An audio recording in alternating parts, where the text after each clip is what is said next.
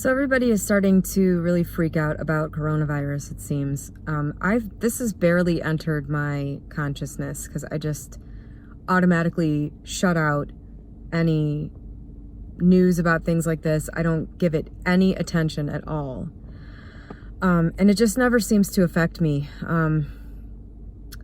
It really seems like what's not in your reality mentally will not be in your reality physically. But that being said, I wanted to, this will probably help you, I hope, maybe stop thinking about it quite as much. I have not gotten sick from a coronavirus in at least a decade. Coronavirus is just the cold virus. This just happens to be a particularly, I guess, virulent and severe strain. But you can pretty easily prevent yourself from getting coronavirus by using zinc lozenges. I can't believe that more people don't do this. The only other person besides me that I know that takes these zinc cold remedies as directed is my ex, and that's because he lived with me for like 10 years. So this is the easiest thing in the world. I use Zicam Rapid Melts, and it's like a little Mento shaped and sized thing, and you just, it sits on the back of your tongue and melts into your throat, and the way it works is it's not like it builds up your immunity. It actually disrupts the virus's ability to replicate or something. It's got a mechanical function, and I can tell you that it absolutely works, but you have to keep it on you. I have a bottle of it in my car, I have a bottle of it at work, and I have a bottle of it at home. And the second you feel, because there's always a moment where you go, am I getting sick? You feel that weird little burn in the back of your throat.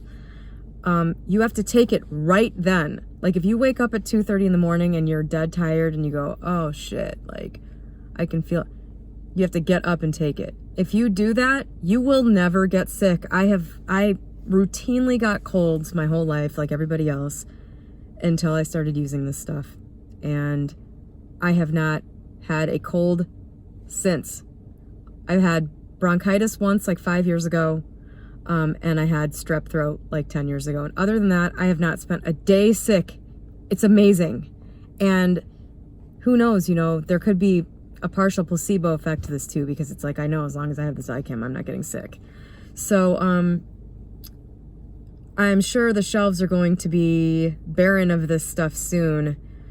But if you're really worried about it, trust me, I'm telling you, personal testimony here that this stuff works as long as you take it immediately. And it, actually, I'm pretty sure there was something viral that went around maybe yesterday that was on Snopes last night or something about a virologist who sent an email to his family telling them to get zinc lozenges. If you do a Google search for that, that will back me up here. Anyway, on that note, I wanted to also give you a little negative manifestation story. So again, I just don't imagine bad things happening. If I do, I immediately stop and redirect myself. More so over the years, as I've seen how the mind creates, I've tried to become much more aware of that. And I at least do it with things that are easy for me. I don't think about coronavirus. But the other things I don't think about are bad things happening to me, safety-wise. When I look back at my 20s, some of the stuff I did back then was a little crazy. I lived in the middle of a big city, and I used to go out. I lived in a good neighborhood, but I used to go out jogging at midnight in the summer, almost every night. Because it was so hot, I would just wait, and I was a night owl, so I would just go out at 11:30 and go for a long walk or go for a jog. And apparently that's very dangerous. for like a 25-year-old woman to be doing that. I don't know. The thought of danger never occurred to me, and I've never had any kind of dangerous situation happen to me ever.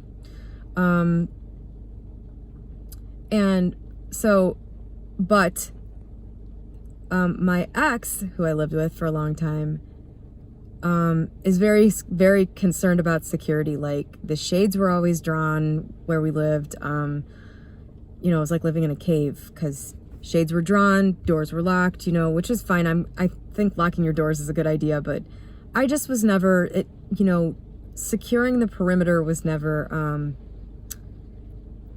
much of a concern for me, where for him it was like number one, which I appreciated. Guys like to secure the perimeter sometimes. I don't know, I was okay with it, but it was really on his mind. And so we ended up, through circumstances, moving back to the town I grew up in, onto the street I grew up on, a block away from the house that I grew up in, where my mom still lives. And I lived on this street since I was 3 years old. It's an idyllic, it's a long street with houses built in the 40s. Every house was a custom house. It was made for, they were built for executives for a local industrial area. So it's an interesting street. It's really cool. And it just happens to be right in the middle of a really affordable town with really good schools. It's a really nice place, a nice town. And so I never ever heard of anything happening on the street. I've been, familiar with this street for 37 years, and I've never heard of any crime happening, like, at all. If it happened, it escaped my attention. And so we bought a house on this street and we moved in, and the backyard was just wide open to the alley and all the houses around it. Just like most of the houses on this long street don't have fences. And I was intending to plant up the backyard with like a green fence, like with arbors, separating the yard from the alley. And he was just like, no, we must put in a fence. This is not secure. Anybody could just walk right up to the house. I can't live like this. Like, this was his attitude, was like, I cannot live in this house if it does not have a fence. So I was like, okay. We compromised. I forced us into getting a really expensive, nice fence, which I didn't want to spend the money on, but I was like, we have to have one, okay. No sooner. Okay, we put this fence in at the end of March. Sorry. And let me put a little more detail in here, just to illustrate the difference between his mentality and what happened and mine and what happened. So, this house needed a bathroom remodel, and it didn't have a bathtub, and I love taking baths. So occasionally, when my ex and I would get on each other's nerves, I would book a hotel room and just go stay there. I love hotels. So I would just go have a hotel night. I'd get a bunch of junk food and watch HBO or whatever and take a bath. There's a hotel here that has nice bathrooms, nice bathtubs. So I would just book a hotel night. And so on May 4th, 2015, I said, you know what? I'm going to book a 2-night hotel excursion, give myself a little break, and just go hang out and play World of Warcraft or something on my computer for 2 days. And I took my laptop with me. I took, I believe, my iPad with me. Basically every valuable item that I use on a day-to-day basis, I took with me. And while I was at this hotel, in the middle of the day, the house got burglarized. They jumped the fence and then unloaded every valuable thing from our house into the backyard where nobody could see them because of the fence. And then basically one guy stood at the car in the alley and the other guy was in the backyard, essentially concealed, and they just tossed all the stuff over the fence and took off. So naturally, this is my ex's like worst nightmare coming true. He was like totally violated and traumatized for like a year afterwards. But what I think is funny about this is I wasn't there and I wasn't impacted. They didn't steal anything of mine. They basically cleaned out all of his stuff. And honestly, it took me probably 3 or 4 months after the fact before I put 2 and 2 together about where his mental focus was and the fact that the security measure he tried to put in place to prevent this bad thing from happening seemed to be the thing that allowed it to happen more easily. And just the fact that it happened at all. This is the first time I've ever heard of anybody getting burglarized on this street in 37 years that I've been in the area. I don't know. I guess this is kind of a beware story. I find it pretty ironic that none of my stuff got taken and that I basically had all my stuff with me and wasn't even present when it happened.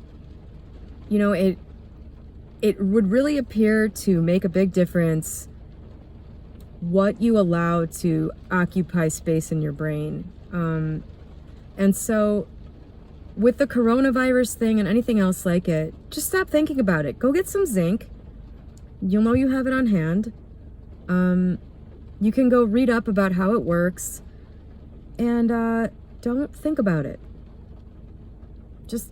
Just let it run its course and die out. That's what's going to happen, and you don't need to be affected by it. And you're already being affected by it, probably, if you're giving it your attention. You know, just don't think about it. Push the thoughts out of your mind, because certainly you thinking about bad things happening isn't going to help. So, if anything, imagine the end of the virus, imagine it not being as bad as they thought, and just get on with your life and think about positive things.